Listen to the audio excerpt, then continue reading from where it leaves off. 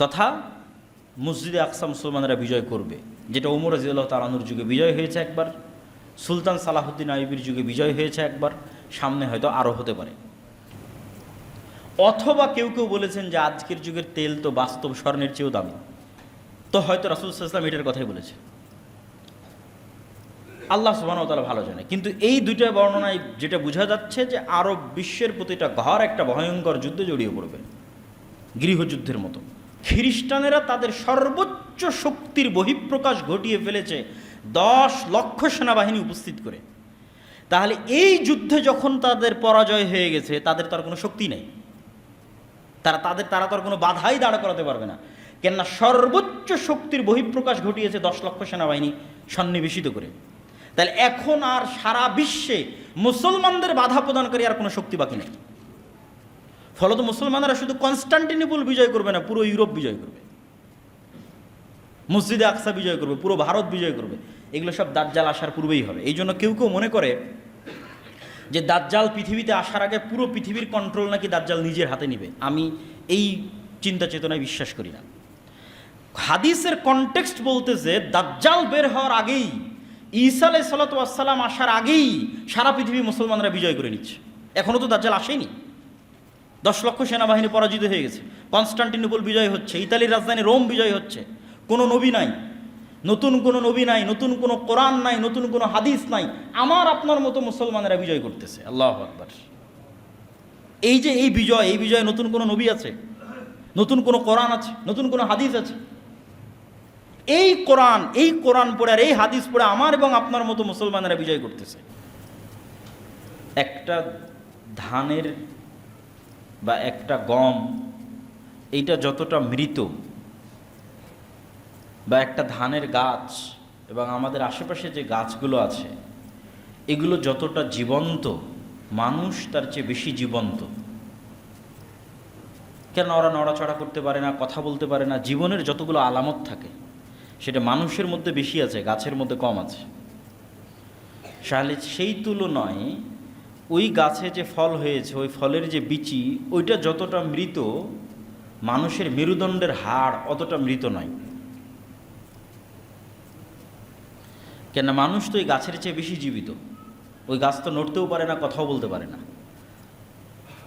তাহলে ওই গাছের যে বীজ তৈরি হচ্ছে, ধান, গম, চাল, ডাল যেটাই হোক, ওইটা যতটা মৃত, মানুষের মেরুদণ্ডের হাড় অতটা মৃত নয়। তাহলে ওই মৃত ধান থেকে যদি আল্লাহ সুবহানাহু ওয়া তাআলা পুনরায় আর একটা ধান গাছ তৈরি করতে পারেন, জাস্ট মাটিতে পুঁতে দেওয়ার মাধ্যমে, তো ওইটা বেশি আশ্চর্যের এটার চাইতে যে মানুষের মেরুদণ্ড মাটিতে পুঁতা থাকবে, আবার মানুষ তরতর করে একদিন গজিয়ে উঠবে নতুন মানুষ হিসেবে। কোনটা বেশি আশ্চর্যের? একটা মৃত ধান থেকে আবার ধানের গাছ বের হচ্ছে, এটা বেশি আশ্চর্যের? না মানুষের মৃত মেরুদণ্ড মাটিতে পুঁতা থাকবে, ওখান থেকে মানুষ উঠে আসবে, এটা বেশি আশ্চর্যের? ধান আর আমের বিচি থেকে যে আম হচ্ছে, ওটা বেশি আশ্চর্যের। কেন? ওরা কম জীবিত আর আপনি বেশি জীবিত, ফলত আপনারটা বেশি সহজ। তো আল্লাহ এই উদাহরণই দিয়েছে যে একটা মরুভূমিতে যদি 10 লক্ষ বছরও পড়ে থাকে একটা খেজুরের বিচি, বিজ্ঞান বলছে, আর 10 লক্ষ বছর পর যদি বৃষ্টি হয়, তাহলে ওই খেজুর থেকে আবার গাছ জন্মাবে। তাহলে যেভাবে আল্লাহ মৃত মাটিকে জীবিত করে, মরুভূমিতে ফল ফলাদি উৎপন্ন করে, গাছ তৈরি করে, তোমরাও মাটি থেকে ওইভাবে উঠে আসবা। এবং মানুষের ক্ষেত্রে এটা আরও সত্য এই জন্য যে মানুষ দৈনন্দিন যত রকমের ভিটামিন, প্রোটিন, যত রকমের মিনারেলস, যা কিছু মানুষ গ্রহণ করতেছে তার শরীরের জন্য, তার সব কিছু মূলত মাটিতে তৈরি হয়।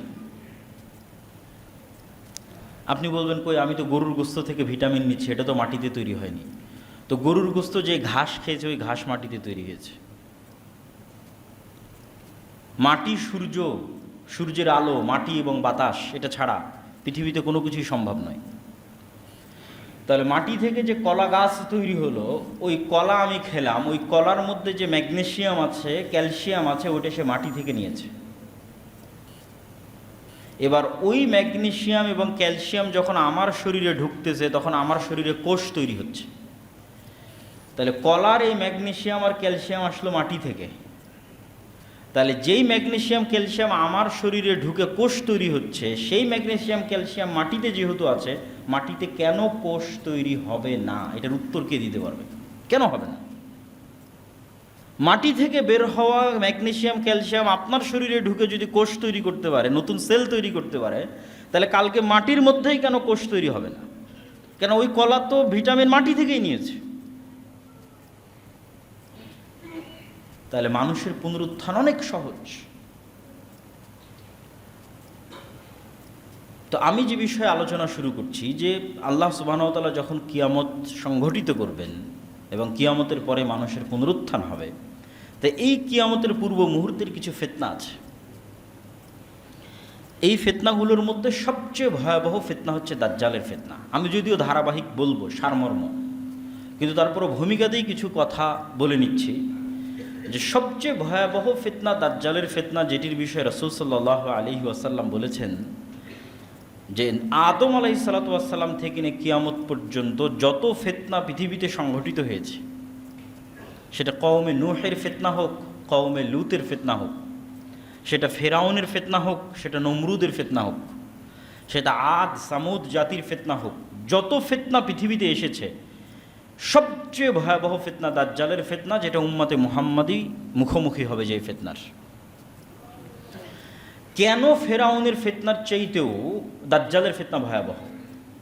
কেন নমরুদের ফিতনার চেয়েও দাজ্জালের ফিতনা ভয়াবহ? ফেরাউনের ফিতনা মোকাবেলা করেছে বানু ইসরাইল, দাজ্জালের ফিতনা মোকাবেলা করবে বানু ইসমাইল, উম্মতে মুহাম্মাদি। তাহলে কেন তাদের চাইতে দাজ্জালের ফিতনা ভয়াবহ, এটাও একটু বুঝতে হবে। কেন এই শুরুতে যে দুটো পয়েন্টে আলোচনা করেছি তার সাথে আলোচনার সম্পৃক্ততা আছে। আল্লাহ সুবহানাহু ওয়া তাআলা এই পুরো কোরআনে, আমি বলেছি যে কোরআনের সারমর্মর একটা হচ্ছে আল্লাহর তাওহীদ।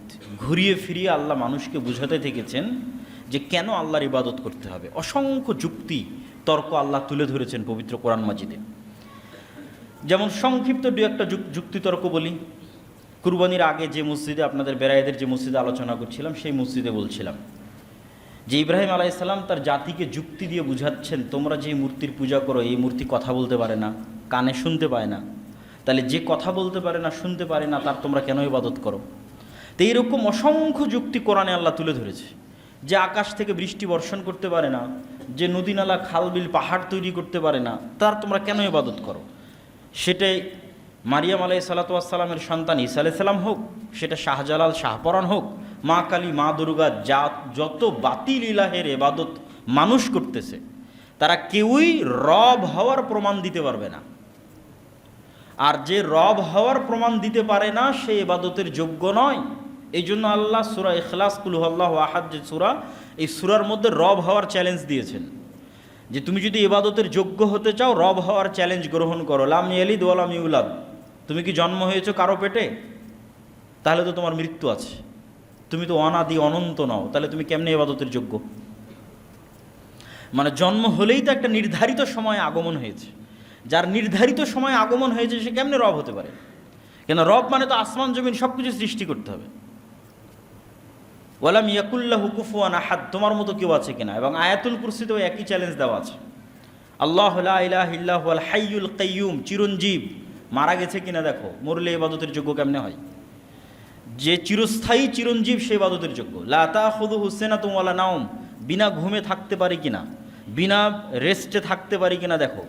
কে আছে, কোন মানুষ আছে বিনা ঘুমে টিকে আছে, বিনা খাওয়ায় টিকে আছে? নাই। তাহলে নাই মানে এটা তার দুর্বলতা। এই দুর্বলতা যার মধ্যে আছে সে কিভাবে রব হতে পারে? এরকম অসংখ্য যুক্তি আল্লাহ তুলে ধরেছে। যুক্তিগুলোর সারমর্ম হচ্ছে যে রব হওয়ার প্রমাণ দিতে পারবে না, সে ইবাদতের যোগ্য নয়। তো এই যুক্তিতে ফেরাউন বাতিল প্রমাণ হয়ে গেছে, এই যুক্তিতে নমরুদ বাতিল প্রমাণ হয়ে গেছে, আরও অসংখ্য যত বাতিল ইলাহ ছিল সবই বাতিল, আজকেও বাতিল প্রমাণ হবে। কিন্তু ভয়ঙ্কর বিষয় হচ্ছে এত সত্য যুক্তি থাকার পরেও কত পার্সেন্ট মানুষ আল্লাহর ওপর ঈমান আনয়ন করেছে? এত শক্তিশালী মজবুত যুক্তি থাকার পরেও আজকের কত পার্সেন্ট মানুষ শিরক মুক্ত আছে? এবার চিন্তা করেন সেই দিন কি হবে, যেই দিন দাজ্জাল শুধু উলুহিয়াতের দাবি করবে না, রব হওয়ার প্রমাণও দিবে। যেই দিন দাজ্জাল বলবে আকাশ বৃষ্টি বর্ষণ করো, তো আকাশ বৃষ্টি বর্ষণ করবে। জমিনকে বলবে ফসল উৎপাদন করো, তো ফসল উৎপাদন করবে। বলবে বৃষ্টি বর্ষণ করিও না, বৃষ্টি বর্ষণ হবে না। ফসল উৎপাদন করিও না, ফসল হবে না। এমনকি মানুষকে হত্যা করে ইনস্ট্যান্ট মৃত মানুষকে জীবিতও করতে পারবে দাজ্জাল। তার কাছে জান্নাত থাকবে, জাহান্নাম থাকবে। তাহলে রব হওয়ার যে আলামতগুলো থাকে তার কিছু কিছু আলামত দাজ্জাল পূরণ করতে পারবে ইনস্ট্যান্ট। তাহলে চিন্তা করেন, মানুষ আজকের যুগে এমন কেউ নাই যে রব হওয়ার প্রমাণ দিতে পারবে, তারপরও মানুষ ওই বাতিল ইলাহগুলোর ইবাদত করতেছে। কোরআনের এত শক্ত দলিল থাকার পরও, এত শক্ত যুক্তি থাকার পরও ওই সমস্ত বাতিল ইলাহের মানুষ ইবাদত করতেছে যাদের রব হওয়ার প্রমাণ তারা দিতে পারবে না। তাহলে এই মানুষগুলোর কি হবে সেই দিন, যেই দিন দাজ্জাল নিজের রব হওয়ার প্রমাণ দিয়ে দিবে? সেই দিন তো যারা আজকে তাওহীদপন্থী আছে এরাও পথভ্রষ্ট হয়ে যাবে। আপনাকে একটা ছোট্ট এক্সাম্পল দিই, উদাহরণ দিই। এই যে তেলের সংকট, গাড়িতে তেল পাওয়া যাচ্ছিল না কিছুদিন পূর্বেই, তেল নাই, বিদ্যুৎ নাই, কিছু নাই। ধরেন পরিপূর্ণরূপে তেল ফুল স্টপ, বিদ্যুৎ ফুল স্টপ। এখন আপনাকে আমি বললাম বিদ্যুৎ দিব, তেল দিব, আমার আদেশে তেল আর বিদ্যুৎ যাবে, তুমি যদি এটা করো, কয়টা মানুষ তার উলুহিয়াতের জায়গা ধরে রাখতে পারবে আল্লাহ সুবহানাহু ওয়া তাআলার প্রতি? তো এর চাইতেও ভয়ঙ্কর বিষয়ের কথা বলা হচ্ছে। আকাশ বৃষ্টি বর্ষণ বন্ধ করে দিবে, জমিন ফসল উৎপাদন বন্ধ করে দিবে, যেগুলোর বিবরণ আমরা শুনবো। তাহলে দাজ্জালের ফিতনা কেন ভয়াবহ? মানুষের ঈমান নিয়ে টানাটানি লেগে যাবে। কেন? এত শক্ত মজবুত দলিল থাকার পরেও মানুষ বাতিল ইলাহের ইবাদত ছাড়তে পারে না। তাহলে যেই দিন দাজ্জাল আসবে সেই দিন কীভাবে সে তার ঈমান নিয়ে টিকবে? তাহলে পুরো ইসলামের দুইটা সারমর্মের উপর বিশ্বাস খুব মজবুত হতে হবে। এটা বক্তব্যের শেষে আর একবার বলবো। একটা হচ্ছে আল্লাহর তাওহীদের উপর বিশ্বাস, আর একটা হচ্ছে পরকালের উপর, পুনরুত্থানের উপর বিশ্বাস। এবার কিয়ামতের পূর্ব মুহূর্তে যে ফিতনাগুলো সংঘটিত হবে তার ধারাবাহিক বিবরণ কি? রাসূলুল্লাহ সাল্লাল্লাহু আলাইহি ওয়াসাল্লাম একটা হাদিসে বলছেন, উদুদ সিত্তাম বাইনি ওয়া বাইনা ইয়াদাই সাআহ, তোমরা 6টা জিনিস গণনা করে রাখো আমার মৃত্যু এবং কিয়ামতের মধ্যে। আমার এবং কিয়ামতের মধ্যে 6টা জিনিস গণনা করে রাখো। 1 নাম্বার মাউতি, আমার নিজের মৃত্যু। রাসূল সাল্লাল্লাহু আলাইহি ওয়াসাল্লামের আগমন এবং তার মৃত্যু কিয়ামতের সবচেয়ে বড় আলামত। কেন? আগে যত নবী এসেছে প্রত্যেক নবীর পরে মানুষ তার পরবর্তী নবীর অপেক্ষা করেছে। মানুষের কাজ কি ছিল? একজন নবী চলে গেল, পরের নবীর অপেক্ষা করো, এটা মানুষের দায়িত্ব ছিল। এরপরে কে নবী আসতেছে দেখো। কিন্তু মুহাম্মদ সাল্লাল্লাহু আলাইহি ওয়াসাল্লাম আসার মাধ্যমে এবং তার মৃত্যুর মাধ্যমে পরবর্তী কোনো নবীর অপেক্ষা নয়। মানে বাক্যটা এরকম, ঈসা আলাইহিস সালাতু ওয়াস সালামের পরে কে? মুহাম্মদ সাল্লাল্লাহু আলাইহি ওয়াসাল্লাম। দাউদ আলাইহিস সালাতু ওয়াস সালামের পরে কে? সুলাইমান। তাহলে মুহাম্মদ সাল্লাল্লাহু আলাইহি ওয়াসাল্লামের পরে কে?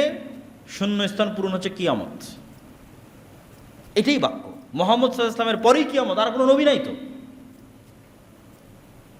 তাহলে মুহাম্মদ সাল্লাল্লাহু আলাইহি ওয়াসাল্লামের আগমন কিয়ামতের সবচেয়ে বড় আলামত এবং তার মৃত্যু কিয়ামতের সবচেয়ে বড় আলামত। 2 নম্বর তিনি বললেন মসজিদে আকসার বিজয়, তথা মসজিদে আকসা মুসলমানেরা বিজয় করবে, যেটা ওমর রাদিয়াল্লাহু তাআলা আনহুর যুগে বিজয় হয়েছে একবার, সুলতান সালাহুদ্দিন আইয়ুবীর যুগে বিজয় হয়েছে একবার, সামনে হয়তো আরও হতে পারে। তারপর রাসূল সাল্লাল্লাহু আলাইহি ওয়াসাল্লাম বললেন ভয়াবহ মহামারী, ছাগল বা মুরগি এদেরকে যখন মহামারী মড়ক লাগে, এরা যেমন সব মরে সাফ হয়ে যায়, মানুষ এরকম মরে সাফ হয়ে যাবে।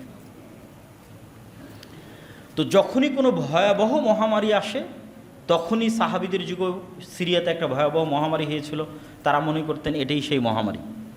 তো এটা নির্ধারিত করা সম্ভব নয়, কিন্তু পৃথিবীতে ভয়াবহ মহামারী দেখা দিবে। সামনেও ভয়াবহ মহামারী আসতে পারে। 600 কোটি মানুষ মরে 10 কোটি থাকতে পারে, 50 কোটি থাকতে পারে, অস্বাভাবিক কিছু নয়। কেন? হাদিসের বাক্যের মৃত্যুর যে ভয়াবহতা, যে পশু প্রাণীতে যখন মড়ক লাগে তখন যেমন সম্পূর্ণরূপে সাফ হয়ে যায়, ওই রকম মানুষ সাফ হয়ে যাবে। তারপর রাসূল সাল্লাল্লাহু আলাইহি ওয়াসাল্লাম বললেন ধন সম্পদের আধিক্য, যে মানুষকে 100 টাকা দিলে সে এটাকে কম মনে করবে, 100 দিনার দিলে সে এটাকে কম মনে করবে। তো আগের যুগের আলেম ওলামা বহু যুগকে নির্ধারণ করেছেন যে এই যুগ সেই যুগ। যেমন ওমর ইবনে আব্দুল আজিজের যুগে এত বেশি পরিমাণে আল্লাহ বরকত এবং রহমত দিয়েছিলেন, ধন সম্পদের এত আধিক্য তৈরি হয়েছিল যে জাকাত নেওয়ার মতো মানুষ খুঁজে পাওয়া যেত না। তো এরকম অসংখ্য যুগকে তারা বলেছেন এই যুগ সেই যুগ। আল্লাহ সুবহানাহু ওয়া তাআলা ভালো জানে কোন যুগ সেই যুগ। সুম্মা ফিতনাতুন লা ইয়াবকা বাইতুম মিনাল আরাব ইল্লা দাখালাতহু, তারপরে এমন এক ফিতনার আবির্ভাব হবে যেই ফিতনা আরবের প্রত্যেক ঘরে প্রবেশ করবে। আরবের প্রত্যেক ঘরে, পৃথিবীর প্রত্যেক ঘরে নয়। কেউ ব্যাখ্যা করেছেন এই ফিতনা হচ্ছে আধুনিক যুগের মোবাইল, স্যাটেলাইট, টিভি ইত্যাদি। কিন্তু আমার মনে হয় কোরআন এবং হাদিসে যত জায়গায় ফিতনা শব্দ ব্যবহার হয়েছে সব জায়গায় মারামারি, গণ্ডগোল, হত্যা, বিগ্রহ ইত্যাদি বিষয় ব্যবহৃত হয়েছে। ফলত ফিতনা অর্থ যেহেতু সারা পৃথিবীর সব ঘর বলা হয়নি, আরবের প্রত্যেক ঘর, সেহেতু ফিতনা অর্থ গণ্ডগোল, গৃহযুদ্ধ, মারামারি। এখন যেমন আরব বিশ্ব উত্তপ্ত, এর চাইতেও আরও হাজার গুণ, লক্ষ কোটি গুণ উত্তপ্ত হয়ে যাবে, যে প্রত্যেকটা ঘর যুদ্ধে অংশগ্রহণ করবে, যুদ্ধে জড়িয়ে পড়বে। এবং আর এক হাদিস থেকে রাসূল সাল্লাল্লাহু আলাইহি ওয়াসাল্লামের এই আমি যে ব্যাখ্যা করেছি এর সত্যতা পাওয়া যায়। রাসূল সাল্লাল্লাহু আলাইহি ওয়াসাল্লাম বললেন, অচিরেই ফোরাত নদীর তলদেশ থেকে স্বর্ণের পাহাড় বের হবে এবং এই স্বর্ণের পাহাড় নিয়ে সারা আরব বিশ্ব যুদ্ধে জড়িয়ে পড়বে।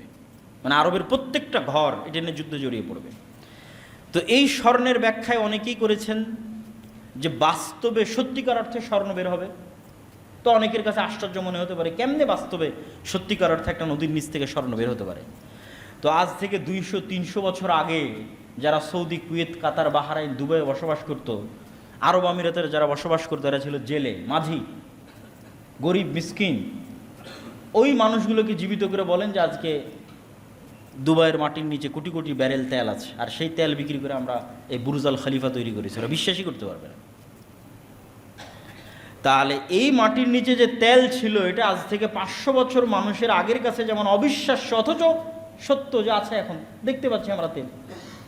তাহলে ওইটা যেমন তাদেরকে যদি আমি বলি আর নিচে তেল আছে, ওরা যে কই তেল, তারা তো বিশ্বাস করতে পারবে না। অথচ এখন আপনি তেল ব্যবহার করতেছেন ওই মাটির নিচ থেকে। তাই এইরকমই আপনাকে ঈমান রাখতে হবে যে হ্যাঁ, এর নিচে স্বর্ণ থাকতে পারে। অথবা কেউ কেউ বলেছেন যে আজকের যুগের তেল তো বাস্তব স্বর্ণের চেয়েও দামি। তো হয়তো রাসূল সাল্লাল্লাহু আলাইহি ওয়াসাল্লাম এটার কথাই বলেছে, আল্লাহ সুবহানাহু ওয়া তাআলা ভালো জানে। কিন্তু এই দুইটা বর্ণনায় যেটা বোঝা যাচ্ছে যে আরব বিশ্বের প্রতিটা ঘর একটা ভয়ঙ্কর যুদ্ধে জড়িয়ে পড়বে, গৃহযুদ্ধের মতো। এবং সেটা অবশ্যই দামি কোনো সম্পদকে নিয়ে হবে, তেল নিয়ে হোক অথবা বাস্তব স্বর্ণকে নিয়ে হোক। তারপর রাসূল সাল্লাল্লাহু আলাইহি ওয়াসাল্লাম বললেন, সুম্মা হুদনাতুন বাইনাকুম ওয়া বাইনা বানিল আসফার, হলদেটে সাদা চামড়া, যে সাদা চামড়ার রং হলুদ, সেই হলদেটে সাদা চামড়া তথা ইউরোপ, রোম, আর এক হাদিসে আছে রোমান, রোমান খ্রিস্টানদের সাথে তোমাদের একটা চুক্তি হবে। হুদনা মানে চুক্তি। এবং এই চুক্তি হওয়ার পর রোমান খ্রিস্টান এবং মুসলমানেরা এক তৃতীয় পক্ষের বিরুদ্ধে যুদ্ধ করবে। রোমান খ্রিস্টান কারা? যেই সময় রাসূল সাল্লাল্লাহু আলাইহি ওয়াসাল্লাম এই হাদিস বলছেন, ওই সময় রোমান এম্পায়ারের রাজধানী হচ্ছে আজকের Istanbul, Constantinople, Byzantine Roman empire. এবং তখন রোম বললে এদের কি বোঝানো হতো রাসূল সাল্লাল্লাহু আলাইহি ওয়াসাল্লাম যখন এই হাদিস বলেন। এবং তখনকার ইস্তাম্বুল বা তুরস্কের কনস্টান্টিনোপল কেন্দ্রিক যে বাইজেন্টাইন এম্পায়ার ছিল, তাদের মাযহাব ছিল অর্থোডক্স খ্রিস্টান, যেটা আজকে রাশিয়ার মাযহাব। তো ওই ব্যাখ্যা মাথায় রেখে কেউ বলেছে যে রাশিয়া কেন্দ্রিক যে অর্থোডক্স খ্রিস্টানরা আছে তারা। আবার কেউ বলেছেন যে না, ব্যাপক অর্থে খ্রিস্টান তথা ইউরোপের খ্রিস্টান, আমেরিকার খ্রিস্টান, সবাই। তো সারমর্ম এতটুকু নিশ্চিত যে রোম অর্থ আমরা তৎকালীন অর্থোডক্স খ্রিস্টান নেই, অথবা ইতালির রাজধানী রোম কেন্দ্রিক নেই। ইতালির রাজধানী রোম কেন্দ্রিক নিলে হবে ইউরোপ। খ্রিস্টানদের সাথে মুসলমানদের একটা চুক্তি হবে, এতটুকু নিশ্চিত। এই চুক্তির ভিত্তিতে খ্রিস্টান এবং মুসলমানেরা তৃতীয় পক্ষের বিরুদ্ধে যুদ্ধ করবে। সেই তৃতীয় পক্ষ কারা? আজ থেকে 500 বছর আগে যদি কেউ এই হাদিস পড়েছে, তার কাছে মনে হবে তৃতীয় পক্ষ মনে হয় ওরা। আজ যখন আমি হাদিস পড়ছি, আমার কাছে মনে হবে তৃতীয় পক্ষ মনে হয় এরা। কিন্তু বাস্তবে যেই দিন সংঘটিত হবে সেই দিন তৃতীয় পক্ষ কারা আল্লাহ সুবহানাহু ওয়া তাআলা ভালো জানেন। আজকে মনে হতে পারে যে হয়তো সেই তৃতীয় পক্ষ আমেরিকা তথা ইউরোপ আর মুসলমানের একমত হয়ে গেল, অথবা রাশিয়ার মুসলমানের একত্রিত হলো, তৃতীয় পক্ষ হয়তো ইউরোপ অথবা আমেরিকা, অথবা মনে হতে পারে তৃতীয় পক্ষ ইসরায়েল নিজেই, ইহুদিদের রাষ্ট্র, অথবা তৃতীয় পক্ষ হিন্দুরা, বৌদ্ধরা, চাইনিজরা, আল্লাহু আ'লাম।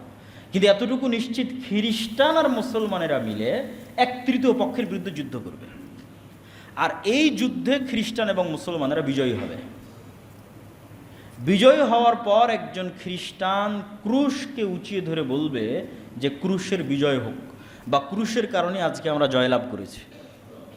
তখন আরেক মুসলমানের গায়েরাতে, ব্যক্তিত্বে এই কথাটা আঘাত লাগবে, সে উঠে, কিছু বর্ণনায় আছে ওই ক্রুশকেই ভেঙে দিবে, কিছু বর্ণনায় আছে ওই খ্রিস্টান ব্যক্তিকে হত্যা করবে রাগের মাথায়, যে না, আমরা বিজয় লাভ করেছি মূলত আল্লাহর সাহায্যে।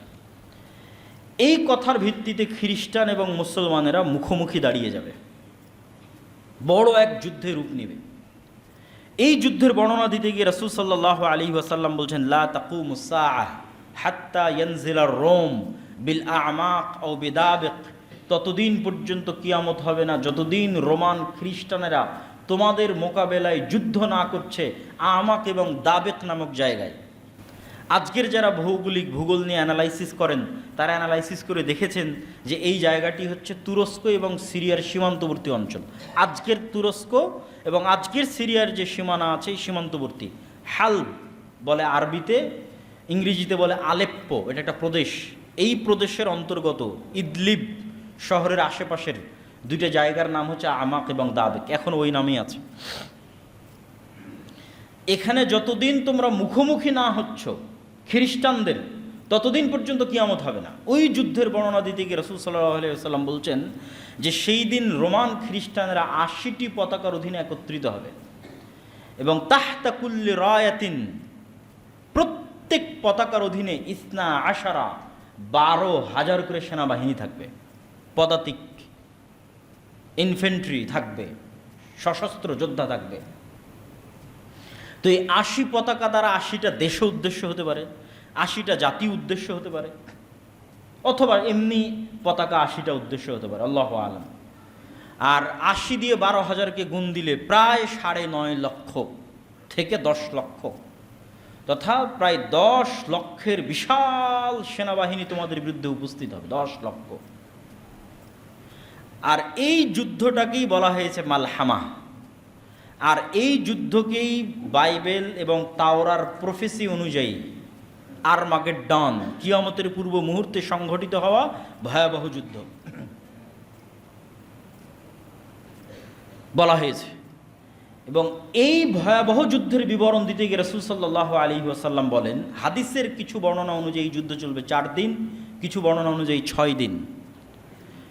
আর এই যুদ্ধে এত মানুষ মারা যাবে যে রাসূলুল্লাহ সাল্লাল্লাহু আলাইহি ওয়াসাল্লাম বলছেন, কোনো এক বংশে যদি ১০০ জন মানুষ থাকে, ৯৯ জন মারা যাবে। এই জন্য যে একজন বেঁচে থাকবে ওই একজন খুশি হবে না, কেননা উত্তরাধিকার নাই, উত্তরসূরি নাই।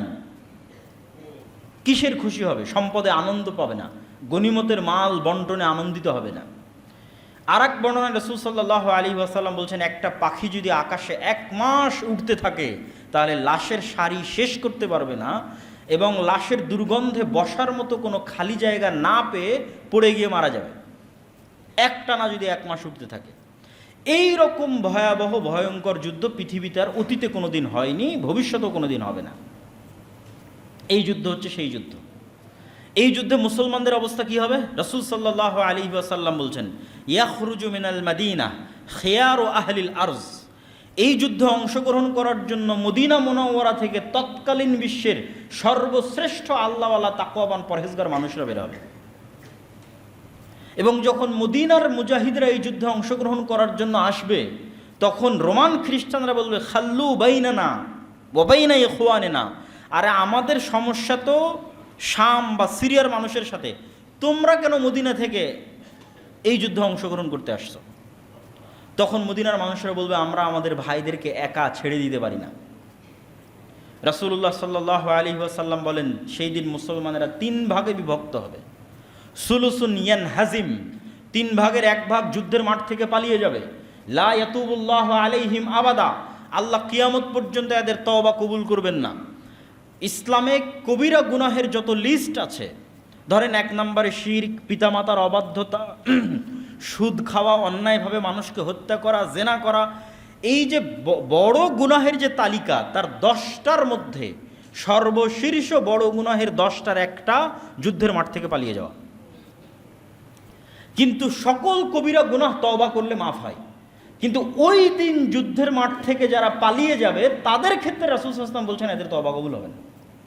তাহলে 3 ভাগের 1 ভাগ মুসলমান পালিয়ে গেল, 3 ভাগের 1 ভাগ মুসলমান শহীদ হয়ে যাবে। রাসূল সাল্লাল্লাহু আলাইহি ওয়াসাল্লাম বলেন হুম আফজালুশ শুহাদা ইনদাল্লাহ, আসমানের নিচে জমিনের উপরে ওই 3 ভাগের 1 ভাগ মানুষ যারা শহীদ হবে তারা আল্লাহর নিকটে সবচেয়ে প্রিয় শহীদ। আর সুলুসুন, 3 ভাগের 1 ভাগকে আল্লাহ সুবহানাহু ওয়া তাআলা বিজয় দান করবেন। হুম লা ইফতানুনা আবাদা, এই যে 3 ভাগের 1 ভাগ মানুষ বিজয় হলো, এরা মৃত্যু পর্যন্ত আর কোনোদিন ফিতনায় পতিত হবে না। মানে এই 3 ভাগের 1 ভাগ মানুষ দাজ্জালের ফিতনা থেকেও মুক্ত থাকবে, এই 3 ভাগের 1 ভাগ মানুষ ইয়াজুজ মাজুজের ফিতনা থেকেও মুক্ত থাকবে। সামনে আর যে ফিতনায় আসুক না কেন, ওই ফিতনায় তারা তাদের ঈমান হারা হবে না, এদের ঈমান মাহফুজ হয়ে গেছে যারা বিজয়ী হবে। তারপরে ইয়াফতাতিহুনা কুস্তুনতুনিয়া, এই বিজয়ের পর তারা কনস্টান্টিনোপল বিজয় করবে, আজকের তুরস্কের রাজধানী ইস্তাম্বুল। রাসূল সাল্লাল্লাহু আলাইহি ওয়াসাল্লাম বলছেন। তো ইস্তাম্বুল তো এখন মুসলমানদের কাছে আছেই। যখন আল্লাহর নবী এই হাদিস বলেন তখন ইস্তাম্বুল মুসলমানদের কাছে ছিল না। শুধু তাই নয়, ইসলামের পুরো ইতিহাসের একটা আশ্চর্যজনক পয়েন্ট আপনাদেরকে বলি। মুসলমানেরা যখন ক্রুসেডের যুদ্ধে, যখন ভয়ঙ্কর 200 বছর যাবৎ ক্রুসেডের যুদ্ধে মুসলমানেরা আছে, মসজিদ আকসা হারিয়ে ফেলেছে, তখনও কিন্তু ইস্তাম্বুল, কনস্টান্টিনোপল মুসলমানদের হাতে নেয়। যখন মুসলমানেরা মঙ্গোলীয়দের বিরুদ্ধে বাগদাদে আব্বাসীয় খেলাফতের পতন হয়ে যাচ্ছে, তখনও কিন্তু কনস্টান্টিনোপল, কুস্তুনতুনিয়া মুসলমানদের হাতে নেয়। এগুলোর পরে মুসলমানেরা ওসমানী সালতানাতের সময় মোহাম্মদ আল ফাতেহ কনস্টান্টিনোপল বা কুস্তুনতুনিয়া বিজয় করেছে, অনেক পরে। তো আল্লাহর নবী কিয়ামতের পূর্ব মুহূর্তেও কুস্তুনতুনিয়া বিজয়ের ভবিষ্যৎবাণী করছেন। তার অর্থ হচ্ছে হয়তো এই কনস্টান্টিনোপল, এই ইস্তাম্বুল, এই তুরস্ক একদিন মুসলমানদের হাত থেকে বেরিয়ে যাবে। তাহলে না মুসলমানেরা বিজয় করবে। আর এক হাদিসে রাসূলুল্লাহ সাল্লাল্লাহু আলাইহি ওয়াসাল্লাম বলছেন, হে আমার সাহাবীরা, তোমরা এমন এক শহরের কথা শুনেছো, সামি'তুম বিমাদিনাতিন জানিবুম মিনহাল বার ওয়া জানিবুম মিনহাল বাহর, এমন এক নগরীর কথা শুনেছো যার এক পাশে সমতল আর এক পাশে সমুদ্র। তোমরা চিনো এই নগরী, এই শহর? তো বলে হ্যাঁ চিনি। এইটা কোন নগরী? কিছু আলেম ওলামা বলেছে এটাই কনস্টান্টিনোপল, ইস্তাম্বুল, কেউ বলেছেন এটা ইতালির রাজধানী রোম। তো রাসূল সাল্লাল্লাহু আলাইহি ওয়াসাল্লাম বলছেন লা তাকুমুস সাআ, ততদিন পর্যন্ত যুদ্ধ হবে না যতদিন না ইসহাক আলাইহিস সালাতু ওয়াস সালামের বংশের 70,000 মুসলমান এই শহর যুদ্ধ করে বিজয় না করছে। আর সেই যুদ্ধ এমন যুদ্ধ হবে লা ইয়ারমুনা সাহমান ওয়ালা ইয়ালকুনা সিলাহান, তারা কোনো তরবারিও ব্যবহার করবে না, কোনো তীরও চালাবে না, কোনো গুলিও চালাবে না, কোনো অস্ত্র ব্যবহার করবে না, শুধু মুখ দিয়ে উচ্চারণ করবে লা ইলাহা ইল্লাল্লাহু আল্লাহু আকবার। শুধু এই আওয়াজে শহর বিজয় হয়ে যাবে, শহরের দেওয়াল পড়ে যাবে।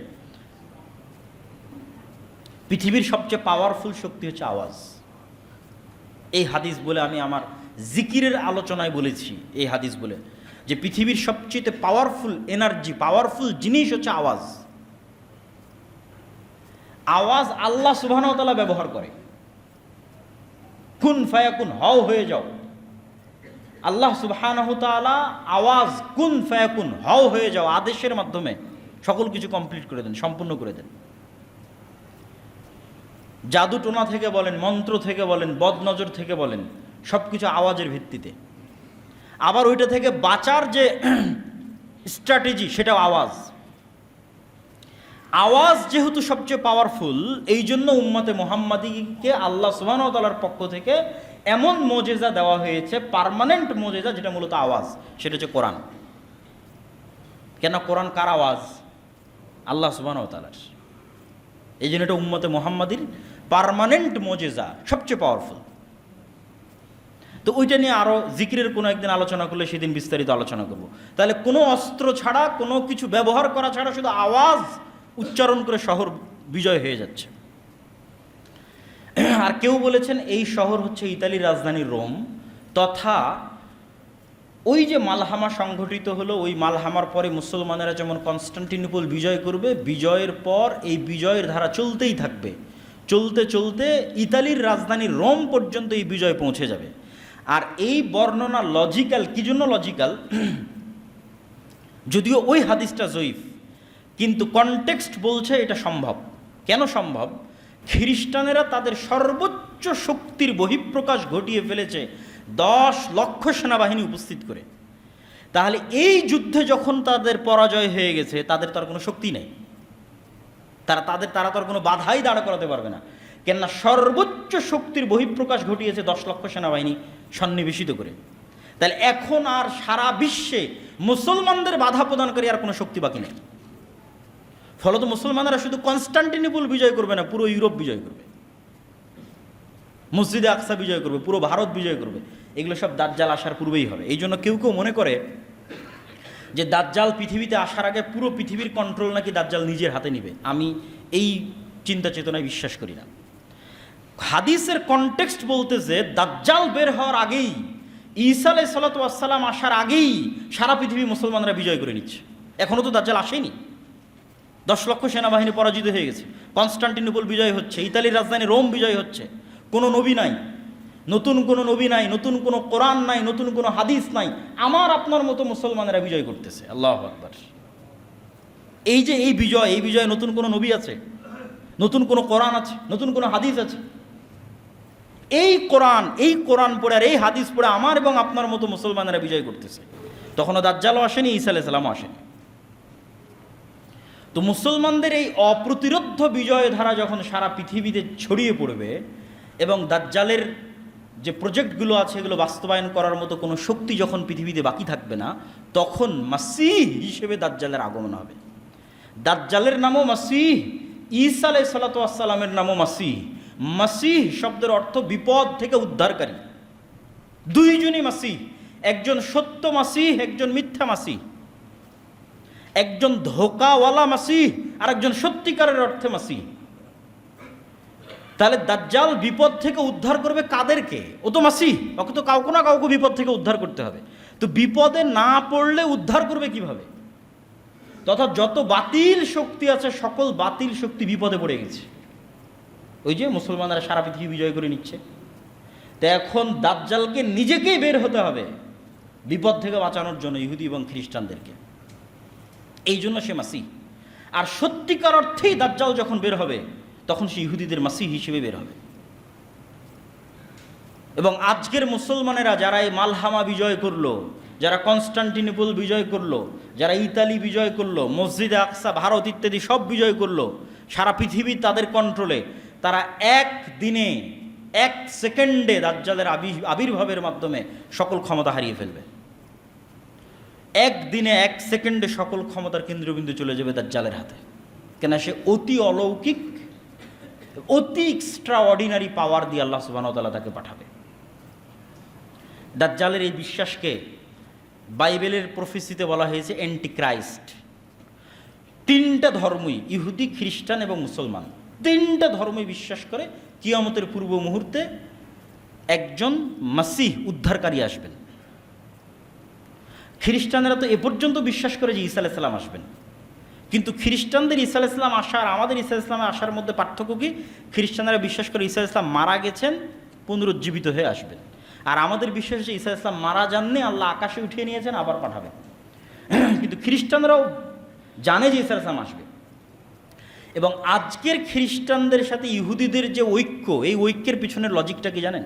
যেখানে ইহুদিরা বিশ্বাস করে মারিয়াম আলাইহিস সালাতু ওয়াস সালাম হচ্ছেন নাউজুবিল্লাহ ব্যভিচারিণী এবং ঈসা আলাইহিস সালাতু ওয়াস সালাম হচ্ছেন অবৈধ সন্তান, নাউজুবিল্লাহ, সেখানে তো খ্রিস্টানদের সাথে ইহুদিদের মার কাট সম্পর্ক হওয়ার কথা। তা না হয় ওরা আজকে জোট হয়ে গেল কী করে? আজীবন এদের মধ্যে মার কাট সম্পর্ক ছিল। তো এটার ব্যাখ্যায় অনেকেই লিখেছেন যে খ্রিস্টানরা বিশ্বাস করে যতদিন আমরা ইহুদিদেরকে জেরুজালেমে প্রতিষ্ঠিত না করতে পারবো ততদিন অ্যান্টিক্রাইস্ট আসবে না, আর যতদিন অ্যান্টিক্রাইস্ট আসবে না ততদিন ঈসা আলাইহিস সালাম আসবে না। ফলত ইহুদিদেরকে হেল্প করে এদেরকে জেরুজালেমে একত্রিত করো, তাহলে অ্যান্টিক্রাইস্ট আসবে, অ্যান্টিক্রাইস্ট আসলে ঈসা আলাইহিস সালাম আসবে।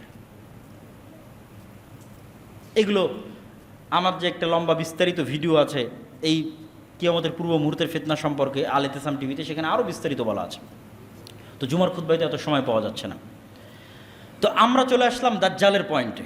মুসলমানদের এই যে ধারাবাহিক বিজয়, এই বিজয়ের পরিপ্রেক্ষিতে এবার দাজ্জাল বের হবে। দাজ্জাল সম্পর্কে রাসূলুল্লাহ সাল্লাল্লাহু আলাইহি ওয়াসাল্লামের দুইটা হাদিস না বললেই নয়। একটা হাদিস হচ্ছে তামিম আদ-দারির হাদিস, যে একদিন আল্লাহর নবী মসজিদে নববীতে সব মানুষকে সালাতের বলেছে বসো। আজকে আমি তোমাদেরকে নিজে থেকে কোনো হাদিস শোনাতে আসিনি, আজকে আমি এমন এক হাদিস শোনাবো যে হাদিস তামিম আদ-দারি আমাকে শুনিয়েছে। যেই হাদিসের কথা আমি তোমাদের বলতাম, আমি তোমাদের দাজ্জালের গল্প শোনাতাম, আজ তামিম আদ-দারির মুখে তোমরা শোনো দাজ্জালের গল্প। তামিম আদ-দারি আমাকে শোনাচ্ছে। সে তামিম আদ-দারি এসে তাই রজুলান নাসরানিয়ান বায়া ওয়া আসলামা, সে তামিম আদ-দারি এসে আগে আমার হাতে হাত রেখে ইসলাম গ্রহণ করেছে, বায়াত করেছে, তারপরে ঘটনা শুনিয়েছে। এখন সেই ঘটনা আমি তোমাদের শোনাচ্ছি, যে তামিম আদ-দারি লাখম এবং জুজাম এই দুইটা গোত্রকে নিয়ে নৌকাতে করে, জাহাজে করে, পানি জাহাজে করে আরোহণ করেছিল 1 মাস। লাইবা বিহিমুল মাউজ, সমুদ্রের ঝড় বৃষ্টি বাতাসে কোন দিকে জাহাজ যাচ্ছে বুঝতে পারে না। 1 মাস পর যখন জাহাজ থেমেছে, তখন একটা দ্বীপে গিয়ে ভিড়েছে। সেই দ্বীপে যখন তারা নামে, তখন দেখে দাব্বাতুন, একটা প্রাণী, যেই প্রাণী এত বেশি লোমে ঢাকা যে লা ইউদরা লা ইউরাফু কুবুলুহু মা কুবুলুহু মিন দুবুরিহি লিকাসরাতি শারি, অতিরিক্ত চুল দিয়ে ঢাকা থাকার কারণে মুখ কোন দিকে আর পিছন কোন দিকে তা বোঝা যাচ্ছে না। তখন আমরা বললাম ওয়াইলাক, তোমার ধ্বংস হোক, মা আনতি, কে তুমি? তো বলে, ও উত্তরে বলে, আনাল জাসাস, আমি হচ্ছে গোয়েন্দা। তো প্রাণী কথা বলতেছে, পশু প্রাণী কথা বলতেছে, এইটাতে আশ্চর্য হয়ে তারা মনে করছে তো জিন। আমরা তো কোনোদিন কোনো গরু ছাগলকে কথা বলতে দেখিনি, বাঘ মহিষ ভেড়াকে কথা বলতে দেখিনি, কিন্তু একটা প্রাণীর মতো আকৃতি, এ কথা বলে কিভাবে? তো কিয়ামতের পূর্ব মুহূর্তে আর একটা আলামত আছে দাব্বাতুল আরজ বের হওয়ার, যে প্রাণী কথা বলবে, এবং এটা অসম্ভব কঠিন কিছু না। মানুষের তৈরি এআই, আর্টিফিশিয়াল ইন্টেলিজেন্স কথা বলতেছে সবসময় আপনার সাথে, চ্যাট জিপিটি, জেমিনি। তো আল্লাহ সুবহানাহু ওয়া তাআলার তৈরি, যার মধ্যে রূহ আছে, ওর মধ্যে তো রূহ আছে। গরু ছাগল মহিষ ভেড়া কথা বলতে পারবে না? আল্লাহ কথা বলার তৌফিক দিলেই কথা বলতে পারবে। অস্বাভাবিক, অসম্ভব কিছু না। তো তাকে আমরা বললাম, তুমি মনে হয় জিন। তো বলে, তাহলে আশেপাশে একজন মানুষ আছে, তোমাদের অপেক্ষা আছে, সেখানে যাও। আমি দ্রুত শর্টকাটে শেষ করে দিচ্ছি। আমরা তাড়াহুড়া করে তার কাছে গেলাম, গিয়ে দেখি আযামু ইনসানিন, বিশাল দেহের একটা মানুষ। এই জায়গায় অনেক নাস্তিক যুক্তি উত্থাপন করেছে যে এত বিশাল দেহের দাজ্জাল মানুষ আবার কীভাবে হতে পারে, যেখানে রাসূল সাল্লাল্লাহু আলাইহি ওয়াসাল্লাম বলছেন আমাদের পিতা আদম আলাইহিস সালাতু ওয়াস সালাম 60 হাত, 60 হাত মানে 10 তলার সমান উঁচু। তা আদম আলাইহিস সালাতু ওয়াস সালাম যদি 10 তলার সমান উঁচু হতে পারে, তো তার সন্তান দাজ্জাল বড় হতেই পারে। আমরা না হয় সাইজে খাটো হয়ে গেছি, তার মানে দাজ্জাল বড় হবে না, এটা অস্বীকার করার কোনো ওয়ে নাই, যেখানে আদম আলাইহিস সালাম নিজেই 10 তলার সমান উঁচু। এবং জান্নাতে যখন মানুষ যাবে, তখন আদম আলাইহিস সালাতু ওয়াস সালামের আকৃতির হবে, পিতার আকৃতিতে মানুষ জান্নাতে প্রবেশ করবে। তো আমাদের দেখে সে জানতে চাইলো, তাকে রশি দিয়ে বাঁধা আছে, লোহার জিঞ্জির দিয়ে বাঁধা আছে। জানতে চাইলো আমরা কারা। আমরা বললাম আমরা এই। তারপরে সে 3টে প্রশ্ন করলো, যে নাখাল বাইসান সম্পর্কে বলো, আইনে জোগার সম্পর্কে বলো, বহাইরা তাবারিয়া সম্পর্কে বলো, নাবিয়ুল উম্মিন সম্পর্কে বলো। বহাইরা তাবারিয়াকে ইংরেজিতে বলা হয় লেক অফ টাইবেরিয়া অথবা সি অফ গ্যালিলি, এটা ইসরায়েলের সীমানার অন্তর্ভুক্ত এখন। এবং বাইবেলের প্রফেসি অনুযায়ী, তাওরাতের প্রফেসি অনুযায়ী ঈসা আলাইহিস সালাতু ওয়াস সালাম যত মুজিজা দেখাতেন, তার বেশিরভাগ এই সি অফ গ্যালিলির আশেপাশে দেখাতেন। এই জন্য সারা ইউরোপ এবং আমেরিকা থেকে এই sea of Galilee, lake of Tiberias দেখার জন্য খ্রিস্টানরা আসে, ভিজিট করতে আসে। তো বলে, ওখানে কি পানি আছে? তো বলে, হ্যাঁ আছে। তো বলে, অচিরেই সেখানে একদিন পানি থাকবে না। নাখাল বাইসান সম্পর্কে বলো। বাইসান এই শহরটাও বর্তমান ইসরায়েলের সীমানার অন্তর্ভুক্ত একটা শহর। বর্তমান হিব্রু নাম হচ্ছে বাইত শিয়ান। হিব্রু এবং আরবি খুবই মিল সম্পূর্ণ একটা ভাষা, এবং নবীদের নামের উচ্চারণে ইংরেজির সাথে উল্টাপাল্টা হয়েছে আরবিতে, কিন্তু হিব্রুর সাথে হবে না। যেমন ইংরেজিতে গিয়ে ইউসুফকে বলেছে জোসেফ, কিন্তু হিব্রুতে হবে না। হিব্রুতে ইউসুফ, ইউসুফি। হিব্রু এবং আরবি খুবই নিকটস্থ এবং মিলওয়ালা ভাষা। তো ইহুদিদের মূল তাওরাত হিব্রুতে। তো হিব্রু ভাষা অনুযায়ী বাইত শিয়ান, আরবিতে বাইসান। ওখানে একটা খেজুর বাগান আছে, অচিরে সেখানে খেজুর আবাদ হবে না। আর একটা ঝর্ণার কথা বলো আইনে জোগার। তো তাওরাত এবং বাইবেলের বর্ণনা অনুযায়ী লূত আলাইহিসসালাতু ওয়াসসালামের শহরকে যখন আল্লাহ উল্টিয়ে দিলেন, তখন লূত আলাইহিসসালাতু ওয়াসসালামকে যেই ঝর্ণার পাশে আশ্রয় দেওয়া হয়েছিল সেই ঝর্ণা হচ্ছে আইনে জোগার। এই জন্য আজকের খ্রিস্টানেরাও ওই আইনে জোগার ভিজিট করতে আসে। তো বলে ওখানে যে পানি আছে এই পানি একদিন থাকবে না। আর সর্বশেষ কি, যিনি লিখতে জানেন না পড়তে জানেন না, এই নবীর কি খবর? আমাদের নবী মুহাম্মদ সাল্লাল্লাহু আলাইহি ওয়াসাল্লাম লিখতে জানেন না পড়তে জানেন না, তো বলে তিনি তো এসেছে। এই হলো দাজ্জালের সাথে তামিমুদ দারির কথোপকথন। এই কথোপকথনের পর রাসূল সাল্লাল্লাহু আলাইহি ওয়াসাল্লাম বললেন যে দাজ্জাল পৃথিবীতে বের হবে, 40 দিন পৃথিবীতে থাকবে। তার প্রথম দিন হবে 1 বছর, দ্বিতীয় দিন হবে 1 মাস, তৃতীয় দিন হবে 1 সপ্তাহ, আর চতুর্থ দিন থেকে বাকি 37 দিন হবে স্বাভাবিক দিন।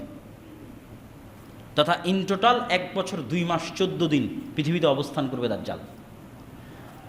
কিভাবে দাজ্জালের আসার পর একদিন 1 বছরের সমান হবে আল্লাহ সুবহানাহু ওয়া তাআলা ভালো জানে। কিন্তু আল্লাহ সুবহানাহু ওয়া তাআলার মূলনীতি অনুযায়ী পৃথিবী পরিচালনায় আল্লাহর সুন্নাত যদি মানুষ অ্যানালাইসিস করে, তাহলে দেখবে যে আল্লাহ সুবহানাহু ওয়া তাআলা সাধারণত হুট করে কিছু করেন না, ঘটনার পরিপ্রেক্ষিতেই ঘটনা ঘটতে থাকে, এটাই নিয়ম। তথা ইউসুফ আলাইহিস সালাম কুয়ায় পড়ে গেছে, তো আল্লাহ জিবরাইলকে পাঠাবেন যে যাওয়াকে কুয়া থেকে বাঁচাও, সাধারণত আল্লাহ এরকম করেন না। ওইটা একটা ঘটনার প্রেক্ষিতে আল্লাহ ইউসুফকে বাঁচাবেন। একদল ব্যবসায়ী ওদিক দিয়ে যাচ্ছে, ওদের পানির দরকার হচ্ছে, পানি উঠানোর জন্য কুয়াতে বালতি ফেলতেছে, সেই বালতির সাথে ইউসুফ আলাইহিস সালাম উঠে আসতেছে, ঘটনার মাধ্যমে আল্লাহ তাকে বাঁচাচ্ছেন। যখন মানুষ ইউসুফ আলাইহিস সালামকে জেলে দিয়ে দিল, তো জেলের দরজা ভেঙে, জেলের গেট ভেঙে ফেরেশতা পাঠিয়ে ইউসুফকে বের করা, এটা আল্লাহর জন্য তো কিছুই নয়। কিন্তু ইউসুফ আলাইহিস সালামকে জেল থেকে বের করা হবে অত্যন্ত ধারাবাহিক একটা ঘটনা পরিক্রমায়। বাদশা স্বপ্নে দেখবে, সেই স্বপ্নের ব্যাখ্যা কেউ জানে না, কে জানে? ইউসুফ জানে। ইউসুফকে ডাকো, স্বপ্নের ব্যাখ্যা করতে গিয়ে তাকে মুক্তি দিয়ে দিচ্ছে। সাধারণত আল্লাহ সুবহানাহু ওয়া তাআলা লাতিফ, তিনি যা কিছু করেন সূক্ষ্মভাবে করেন, হুট করে হুমজিকেল আল্লাহ সুবহানাহু ওয়া তাআলা সাধারণত করেন না। আল্লাহ চাইলে করতে পারেন, যে এখনও আল্লাহ সুবহানাহু ওয়া তাআলা চাইলে করতে পারেন যে সূর্যকে থামিয়ে দিলেন, একদিন 1 বছরের সমান হয়ে যাবে। ইউশা বিন নুন যখন জেরুজালেম বিজয় করে, তখন আল্লাহ সূর্যকে থামিয়ে দিয়েছিলেন জেরুজালেম বিজয়ের জন্য, সহিহ হাদিস। কিন্তু ঘটনার ধারাবাহিকতায় ঘটবে এটার সম্ভাবনা বেশি। তথা দাজ্জালের আগমনটাই এত ব্যতিক্রম, যে ব্যতিক্রম ঘটনার সামাল দিতে গিয়ে আসমান এবং জমিনের যে ধারাবাহিক প্রক্রিয়া আছে, নিজাম আছে, সিস্টেম আছে, এই সিস্টেমকে ওই ধাক্কা সামাল দিতে গিয়ে অটোমেটিক সূর্যকে একদিন হবে 1 বছরের সমান, তারপরের দিন হবে 1 মাসের সমান, তারপরের দিন হবে 1 সপ্তাহের সমান, তারপরে ধারাবাহিক স্বাভাবিক হয়ে যাবে। সেইটা কি ঘটনা আল্লাহ সুবহানাহু ওয়া তাআলা ভালো জানে। সেই ঘটনার বিষয়ে আমরা বলতে পারবো না যে সেটা কি ঘটনা, কিন্তু দাজ্জালের আগমনটাই এত ব্যতিক্রম হবে। রাসূল সাল্লাল্লাহু আলাইহি সাল্লাম তার দ্রুততার সম্পর্কে বলছেন, গাইসিন ইস্তাদবারাতুর রিহ, আকাশে ঝড়ের সময় মেঘমালা যত দ্রুত চলে, দাজ্জাল অত দ্রুত চলবে। তা আল্লাহ নবী কেনই বা মেঘের উদাহরণ দিলেন, আর কেনই বা ঝড়ের উদাহরণ দিলেন? রাসূল সাল্লাল্লাহু আলাইহি সাল্লাম তো আর জানতেন না যে আকাশে বিমান ওড়ে, আকাশে রকেট উড়ে, তাও জানতেন না। কিন্তু উদাহরণ দিচ্ছেন কি, মেঘমালা ঝড়ের সময় যত দ্রুত চলে, দাজ্জাল সেইভাবে চলবে। তো দাজ্জালের মেঘমালা চলা বেশি আশ্চর্যের না সুলাইমান আলাইহিসসালাতু ওয়াসসালামের সিংহাসন বাতাসের আদেশে, তার আদেশে বাতাস অধীনস্থ থাকতো আর আকাশে উঠতো, ওইটা বেশি আশ্চর্যের। যেগুলো আগে ঘটে গেছে এগুলো বেশি আশ্চর্যের, আর যেগুলো পরে ঘটবে বলা হচ্ছে এগুলো অত আশ্চর্যের নয়। তথা দাজ্জাল আকাশে উড়বে অথবা আকাশে তার ওরকম কোনো যন্ত্র থাকবে, আল্লাহ আলাম, আল্লাহ ভালো জানে কি হবে, কিন্তু তার গতির কথা বলা হচ্ছে, ওইটা বেশি আশ্চর্যের না সুলাইমান আলাইহিসসালাতু ওয়াসসালাম যেটা ঘটিয়েছেন ওইটা বেশি। সুলাইমান আলাইহিস সালাম তো বেশি আশ্চর্য, ওটা তো অতীতে ঘটেই গেছে। তো দাজ্জাল রাসূল সাল্লাল্লাহু আলাইহি ওয়াসাল্লাম বলছেন ইরাক এবং শামের নগরীর মধ্যে দিয়ে হাঁটবে, কোনো অঞ্চলে গিয়ে বলবে এই তোমরা আমার প্রতি ঈমান আনো, তো বলে ঈমান আনবে, সারা পৃথিবীর সব ধন সম্পদ ওদের পিছনে ছুটবে।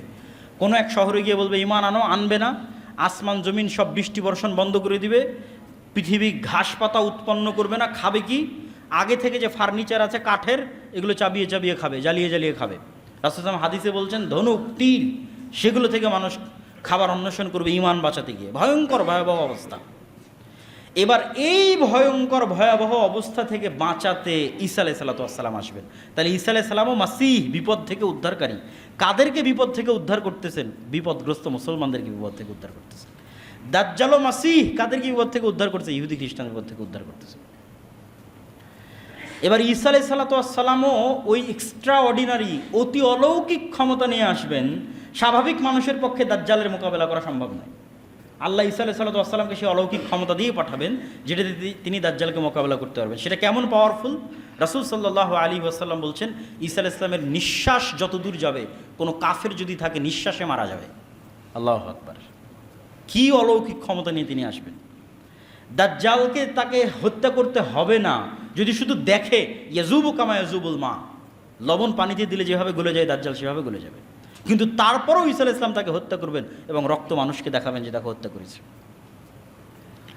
এবার ঈসা আলাইহিস সালাতু ওয়াস সালাম আসলেন দামেস্কে। ঈসা আলাইহিস সালাতু ওয়াস সালাম দাজ্জালকে হত্যা করলেন, মুসলমানদেরকে মুক্তি দিলেন।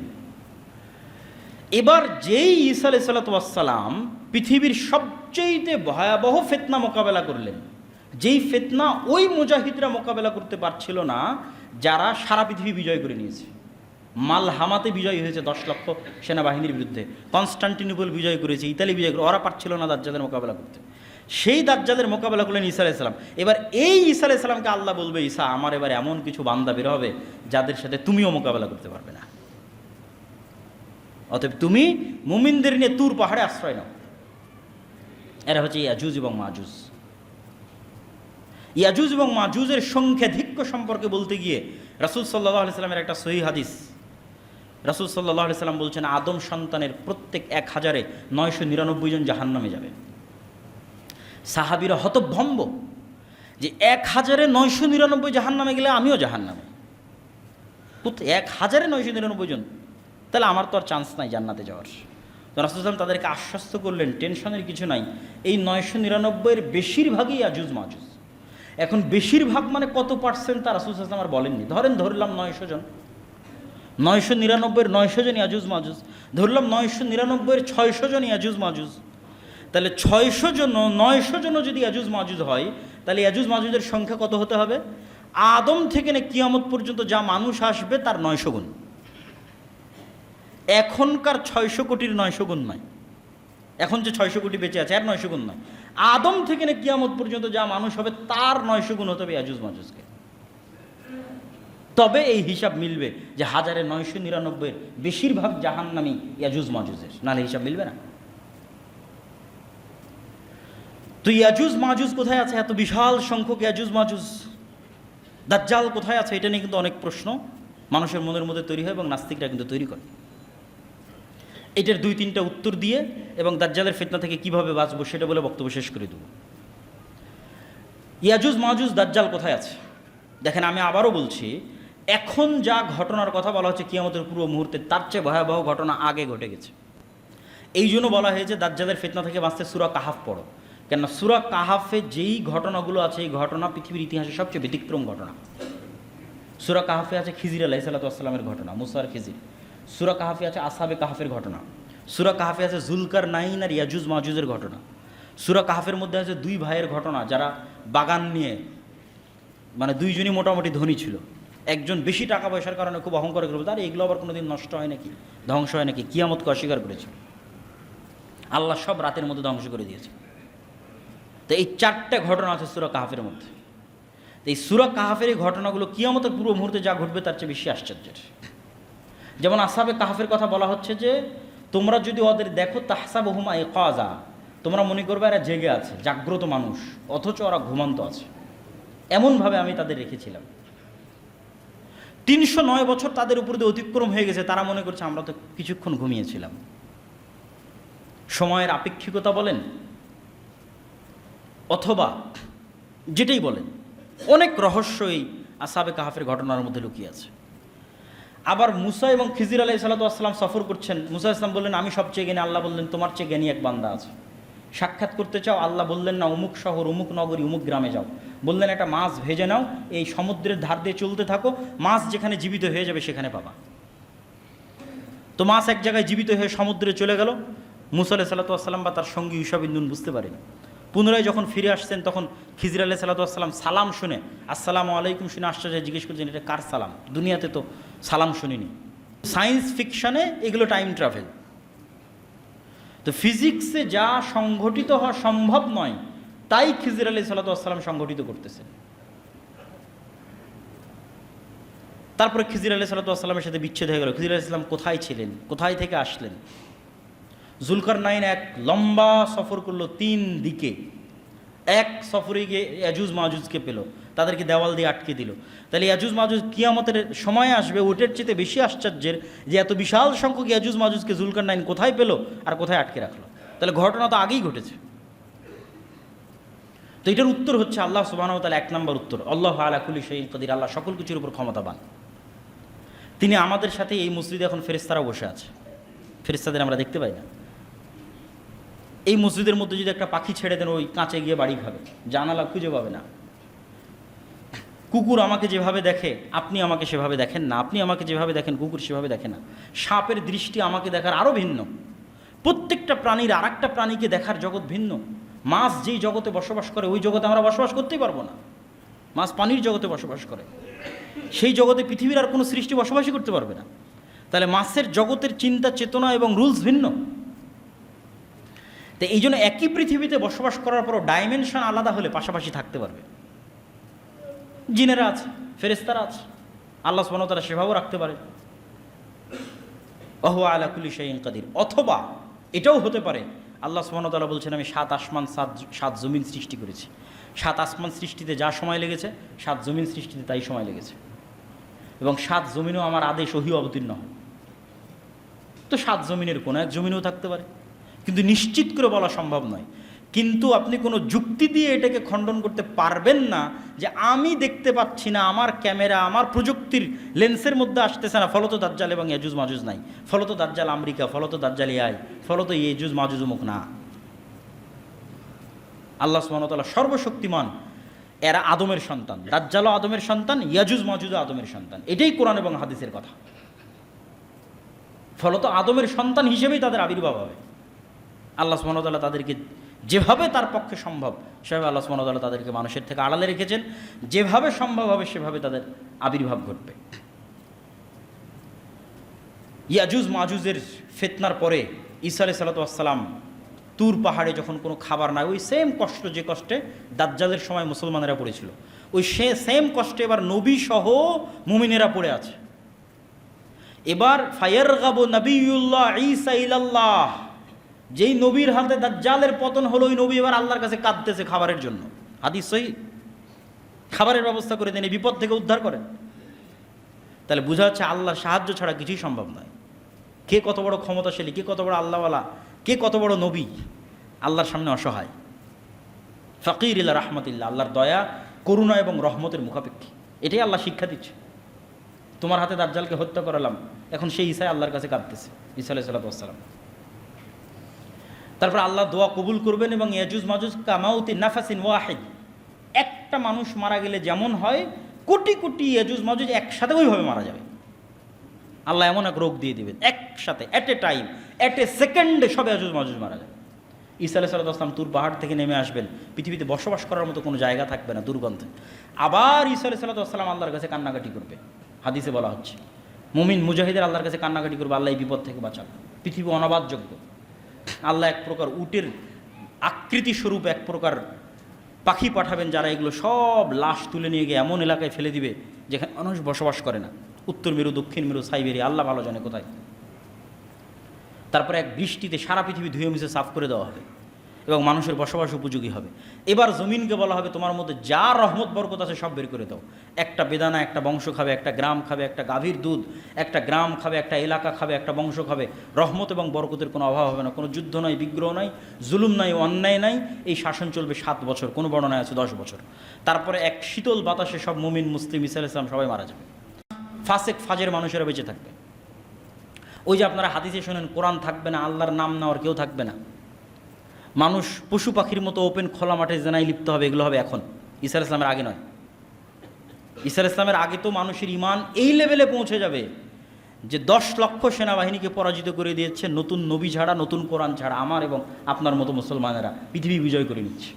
এবার শেষ কথা, সামারি কথা, যেটা বলে বক্তব্য শেষ করে দেব, সেটা কি? এই ফিতনা থেকে বাঁচবেন কিভাবে এবং এই ঘটনা থেকে শিক্ষা কী? বাঁচার রাস্তা বক্তব্যের শুরুতেই বলে দিয়েছি। 2টা ঈমান যত মজবুত হবে পৃথিবীর সকল ফিতনা থেকে আপনি তত বাঁচতে পারবেন। এক, পরকালকে যদি চোখে দেখতে পারেন, আর দুই, আল্লাহর উপর ঈমান যদি মজবুত হয়, পুনরুত্থানের উপর বিশ্বাস যত মজবুত, জান্নাত জাহান্নামের উপর ঈমান যত মজবুত, পৃথিবীর সব ফিতনা মোকাবেলা করা তত সহজ। আসহাবুল উখদুদের ঘটনা আল্লাহ সূরা বুরুজের মধ্যে বলেছে, তাদেরকে বলা হলো কি, হয় ঈমান ছাড়ো, না হলে আগুনের মধ্যে ঢুকে পড়ো।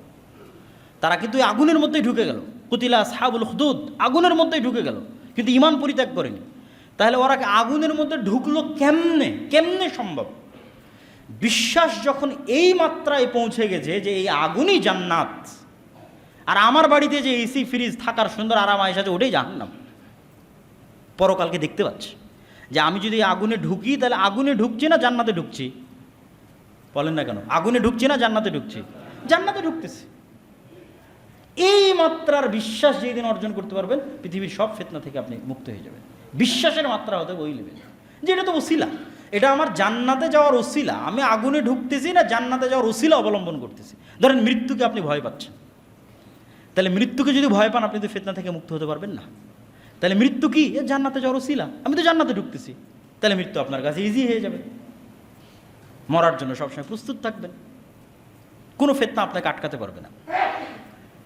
ঠিক তেমনি ধন দৌলত দুনিয়াবি টাকা পয়সা আপনার পকেটে থাকতে পারে, কিন্তু যদি আপনার অন্তরে জায়গা করে নেয়, 1 টাকার প্রতি যদি ন্যূনতম লোভ আপনার থাকে অবৈধ, আপনি কিন্তু দাজ্জালের ফিতনা থেকে বাঁচতে পারবেন না।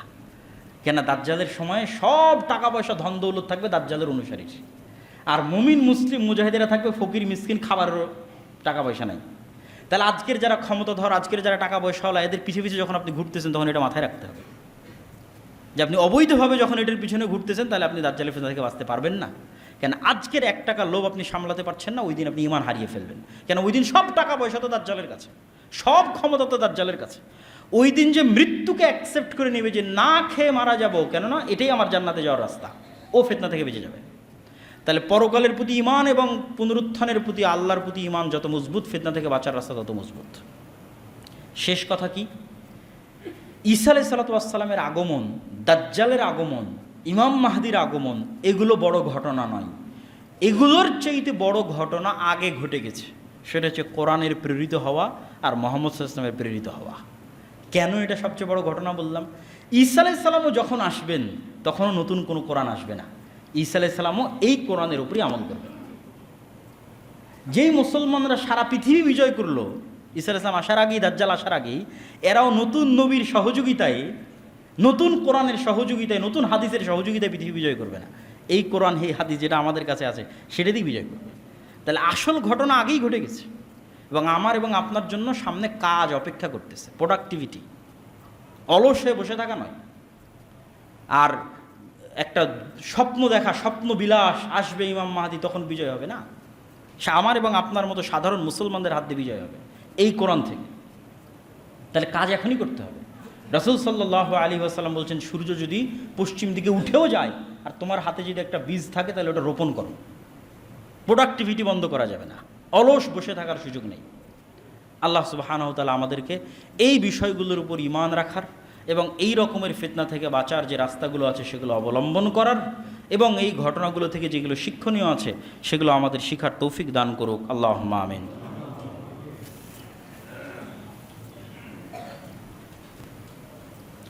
আলহামদুলিল্লাহি ওয়াহদা ওয়াসসালাতু ওয়াসসালাম